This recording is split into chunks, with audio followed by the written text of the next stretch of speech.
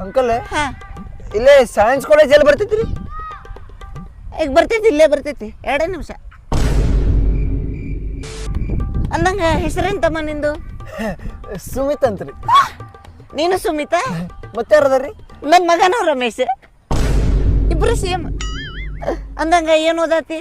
PUC ಓದ್ಬೇಕಂತ ಮಾಡೀನಿ, ಅಡ್ಮಿಷನಿಗೆ ಬಂದೇನ್ರಿ ಇಲ್ಲ. Waste ಅದು, PUC ಮಾಡಕ್ ಹೋಗ್ಬೇಡ, ಮತ್ತೆ SSLC ಮಾಡು, ಮಸ್ತ್ ಸ್ಕೋಪ್ ಐತೆ ಅದ್ರಾಗ. ನಾವೆಲ್ಲ ಅದೇ ಮಾಡಿದ್ದು. Uncle SSLC ಮುಗಿಸೇ PUC ಮಾಡತ್ತೇನೆ. ಮುಗಿಸಿ ಹಂಗಂದ್ರ ಅದಿಲ್ಲ, ಚಲೋ ಕೆಲಸ ಮಾಡಿ ಅದು ಮುಗಿಸಿ.